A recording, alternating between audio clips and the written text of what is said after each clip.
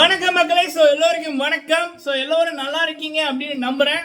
பொதுவா big pass அப்படின்றது திருவிழா மக்களே. ஐபிஎல் அப்படின்றது எப்படி ஒரு திருவிழாவோ அதே மாதிரி பிக் பாஸ் அப்படின்றது ஒரு திருவிழா. அந்த பிக் பாஸ் ஆரம்பிப்பதற்கு ஒரு மாசத்துக்கு முதல்ல இருந்து அது நடக்கின்ற அந்த 100 நாட்கள், அதுக்கப்புறம் அது முடிஞ்சதுக்கு அப்புறம் 5 மாசம் 6 மாசத்துக்கு அந்த பிக் பாஸ் பற்றிய பேச்சு தான் வந்து சோசியல் மீடியாலையும் சரி, வேலைத்தளங்களையும் சரி, போகின்ற இடங்களையும் சரி இருக்கு. சரிங்களா? சொல்ல போனா இந்த பிக்கஸ்ட் ஃபெஸ்டிவல் அப்படின்னு கூட சொல்லலாம். சரிங்களா?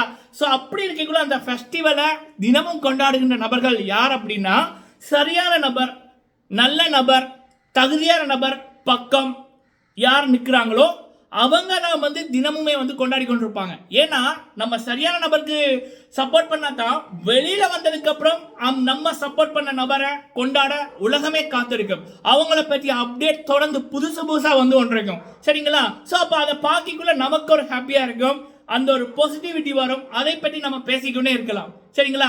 சோ அப்படின்னா இந்த பிக் பாஸ் தமிழ் சீசன் 7ல 23 பேர் போனார்கள். எனக்கு தெரிஞ்சு தமிழ் பிக் பாஸ் வரலாற்றில் 23 பேர் அப்படி என்பது இதுதான் ஃபர்ஸ்ட் டைம். இதற்கு முதல் இந்த அளவு போட்டியாளர் போகல. அதே நேரத்தில் தமிழ் பிக் பாஸ்ல இன்னொரு விடயம் என்ன அப்படின்னா, இந்த 23 பேர்லயே 2-3 பேர் தான் வந்து நல்ல உள்ளங்கள். சரிங்களா? 2 பேர், ஒன்னு அர்ச்சனா மேம் அவர்கள், இன்னொன்னு பிரதீபன் அவர்கள். மீதி எல்லாமே ஃபேக்கு, நாடகங்கள், மாத்தி பேசுற நபர்கள் அப்படியானதுதான். சரிங்களா? சோ அப்படி இருக்கக்குள்ள பாத்தீங்க அப்படின்னா, இப்போ பிக் பாஸ் தமிழ் சீசன் முடிஞ்சதுக்கு அப்புறம் ஒவ்வொரு நாளுமே ஒரு நபரை பற்றி உண்மையான அப்டேட்களும், அவரை கொண்டாடுவதற்கு பாடசாலைகளும் சரி, யூனிவர்சிட்டிஸும் சரி, சினிமா தளங்களும் சரி, பல ஆர்டிஸ்டும் சரி, சின்னத்திரை நட்சத்திரங்களும் சரி, பல கோடி மக்களும் சரி ஒரு நபரை கொண்டாடுகின்றாங்க, ஒரு நபரோட அப்டேட்டை வரவேற்கிறாங்க, ஒரு நபரை பற்றி அப்டேட்கள் வந்து கொண்டிருக்கு அப்படின்னா அது ஒரே ஒரு நபர் தான். அந்த 23 பேர்ல ஒரே ஒரு நபர் தான்.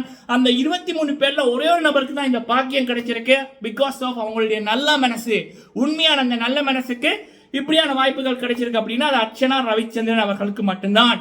இது வந்து இப்படி அர்ச்சனா அவர்களுக்கு கிடைக்கின்ற மாதிரி மரியாதைகள் இன்னைக்கு ஒரு காலேஜுக்கு போயிருக்காங்க. அது இன்னும் பிரம்மாண்டமான வரவேற்பு மாணவர்கள் வந்து கொடுத்து அசத்தி இருந்தார்கள். ஸோ இது ஒரு கிட்டத்தட்ட ஒரு 8-9 காலேஜுங்க பிக் பாஸ் முடிஞ்சதுக்கு அப்புறம் சீஃப் கெஸ்டா போயிருக்காங்க. சரிங்களா? சோ இப்படி இந்தியாவில் நடந்த பிக் பாஸ்ல ஹிந்தி பிக் பாஸா இருக்கட்டும், தெலுங்கு பிக் பாஸா இருக்கட்டும், கன்னடா, மராத்தி, மலையாளம் எந்த பிக் பாஸ்லயுமே டைட்டில் வின் பண்ண நபர்களுக்கோ இல்ல பிக் பாஸ்குள்ள போன நபர்களுக்கோ யாருக்குமே இப்படியான வாய்ப்புகளும் இப்படியான பெருமைகளும் கிடைக்கவில்லை. இனிமேல் கிடைக்குமான்னு எனக்கு தெரியல.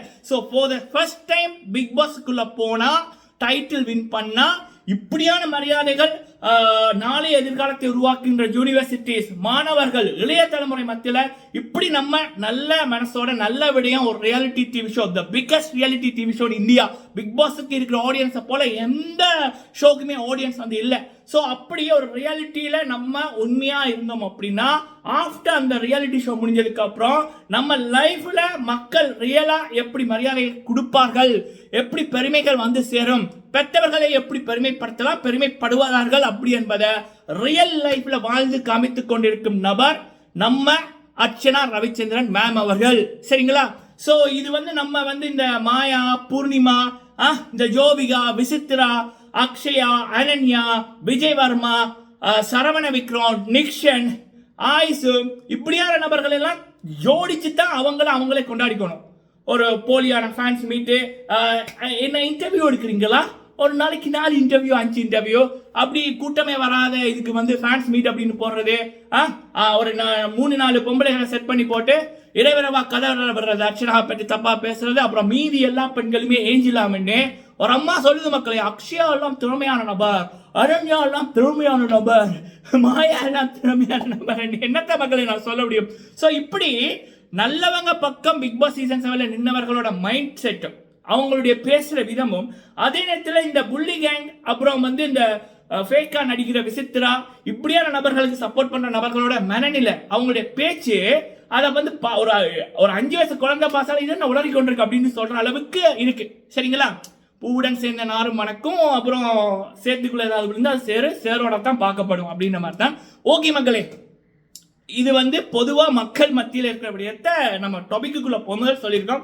ஓகே, மேட்டர் என்ன அப்படின்னா, அர்ச்சனா மேம் அவர்கள் வந்து பாத்தீங்கன்னா பிப்ரவரி 1ஆம் தேதியில இருந்து அவங்களுக்கான நிறைய ஃபங்க்ஷனுக்கு போறாங்க, சீஃப் கெஸ்டா போறாங்க, கடைகளுக்கு போய் கடைகளை திறந்து விட்டுருக்காங்க.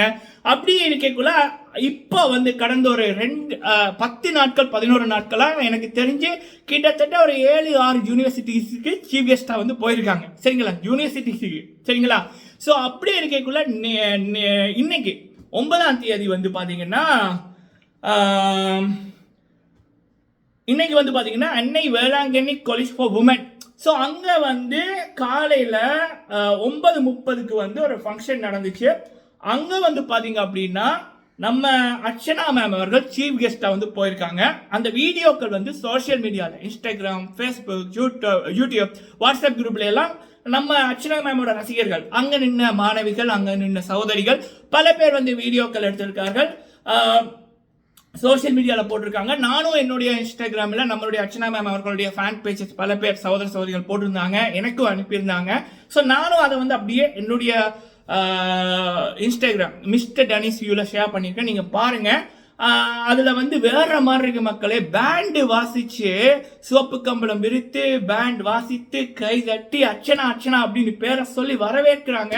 அதுக்கப்புறம் அர்ச்சனா மேம் அவர்கள் எங்க போனாலும் அவங்களுடைய குரல், அந்த ஒரு தெய்வீக குரல், அந்த ஒரு மங்களகரமான குரல், அது ஒரு தனி இது மக்களே, வைப்ஸ், பாசிட்டிவிட்டி அப்படி இருக்கும், குட் வைப்ஸ் அப்படி இருக்கும். ஸோ அவங்களை பாட சொல்லி மாணவிகள் ரசித்ததா இருக்கட்டும், அவங்க பாடினதா இருக்கட்டும். அதுக்கப்புறம் அர்ச்சனா மேம் அவர்களுக்கு ஒரு ஸ்டைல் ஒன்று இருக்கு. தலைவர் ஸ்டைலில் இப்படி ஒரு பழையப்பா ஸ்டைலில் இப்படி சல்யூட் பண்ணுவாங்க, அப்படி பண்ணதா இருக்கட்டும், அவங்களுடைய அந்த ஸ்மைலா இருக்கட்டும், அவ்வளோ தூரம் பாசிட்டிவிட்டியா இருந்துச்சு.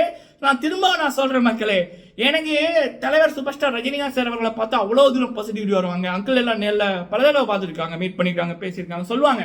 அது என்ன கவலையா இருந்தாலும் தலைவருக்கு பக்கத்தில் நின்னா தலைவரை பார்த்தாலே அதெல்லாம் காணாம போயிடும் அப்படின்னு.